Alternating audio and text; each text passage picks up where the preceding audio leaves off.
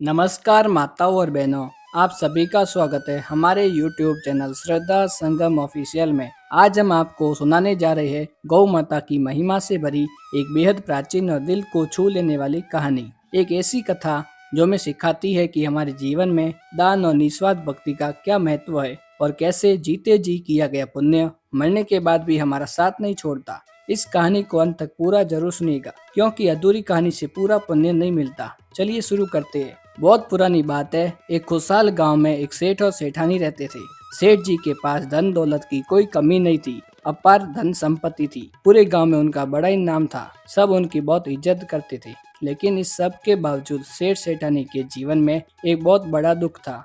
शादी के 30 साल बीत चुके थे, लेकिन उन्हें आज तक कोई संतान प्राप्त नहीं हुई थी। उनके इस विशाल साम्राज्य और धन का कोई उत्तराधिकारी यानी कोई वारिस नहीं था। एक दिन सेठानी घर में अकेली बैठी यही सोच रही थी कि हमारे पास इतनी सुख सुविधाएं है, इतना धन है, लेकिन इसका क्या फायदा। हमारे मरने के बाद यह सब तो यहीं धरा का धरा रह जाएगा। यह धन हमारे किस काम का, जब कोई इसे संभालने वाला ही नहीं है। यही सब सोचकर एक दिन सेठानी ने सेठ जी से कहा, स्वामी, आप बाजार से एक असली गाय खरीद कर ले आइए। मैं उस गौ माता की दिन रात सेवा करूंगी। एक तो मेरा पूरा समय घर में अकेले बीतता है, मन नहीं लगता, तो मेरा मन लग जाएगा, और दूसरा गौ सेवा से हमारा अगला जन्म भी सुधर जाएगा। सेठ जी ने पत्नी की बात सुनकर हाँ तो कह दी, लेकिन काम की व्यस्तता के कारण कई दिन बीत गई और सेठ जी गाय लेकर नहीं आ पाए। अब सेठानी से और इंतजार नहीं हुआ। उन्होंने एक अनोखा उपाय निकाला। वो सीधे गांव के सुनार के पास गई और उन्होंने सुनार से एक सुंदर चांदी की गाय बनवाई।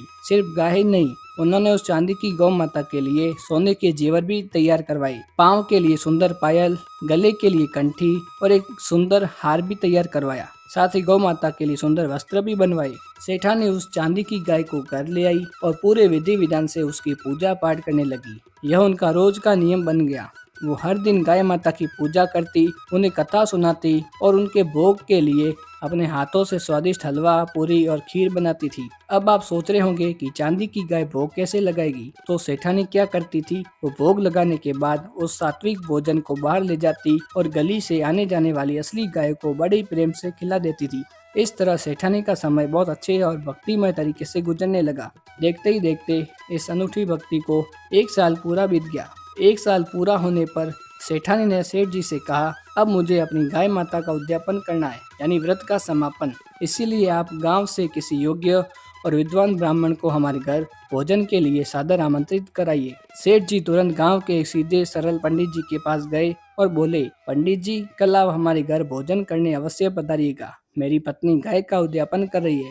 पंडित जी ने उस समय तो सेठ जी को हाँ कह दिया, लेकिन सेठ जी के जाते ही वो गहरी चिंता में डूब गए। पंडित जी मन ही मन सोचने लगे, सेठ जी के घर गाय का उद्यापन है तो दान में मुझे गाय ही देंगे, लेकिन मैं उस गाय की देखभाल कैसे करूंगा। मेरी खुद की तो एक छोटी सी झोपड़ी है। मैं अपने बच्चों को ही ठीक से 2 वक्त का खाना नहीं खिला पाता, तो गाय माता को कहाँ से खिलाऊंगा। इसी डर और संकोच के मारे पंडित जी ने मन ही मन तय कर लिया कि वो सेठ जी के घर भोजन करने नहीं जाएंगे। उधर सेठानी के घर उद्यापन की भव्य तैयारियां चल रही थी।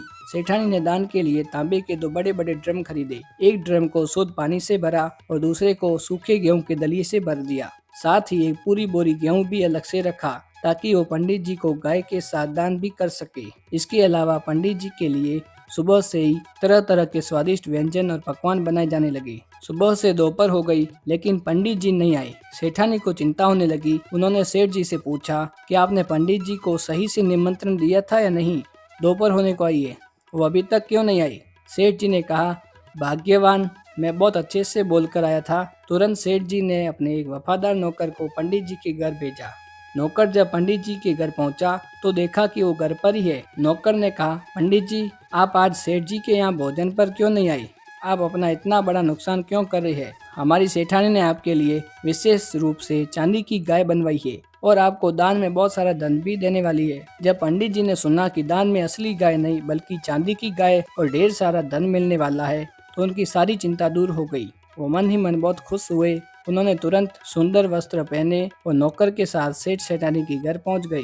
सेठानी ने पंडित जी का पूरे आदर और सत्कार के साथ स्वागत किया, उन्हें आसन पर बिठाया और प्रेम से भोजन कराया। भोजन के बाद सेठानी ने वो चांदी की गाय, सोने के आभूषण, तांबे के बर्तन, गेहूं और बहुत सारी दक्षिणा पंडित जी को दान कर दी। पंडित जी का दिल गद हो गया। उन्होंने बहुत प्रसन्न होकर सेठ सेठानी को लंबी उम्र और सुख समृद्धि का खूब सारा आशीर्वाद दिया। समय का चक्र चलता रहा और कई सालों बाद एक दिन सेठ और सेठानी दोनों की मृत्यु हो गई। यमदूत उन्हें यमलोक के रास्ते ले जाने लगे। चलते चलते रास्ते में आई भयानक और खोलती हुई वैतरणी नदी। इस नदी को देखकर पापी आत्माएं कांप उठती है। नदी के किनारे पहुंचकर सेठानी ने अपनी आंखें बंद कर ली और सच्चे मन से अपनी उसी गाय माता का ध्यान किया जिसकी उन्होंने साल भर पूजा की थी। और तभी एक महा चमत्कार हुआ।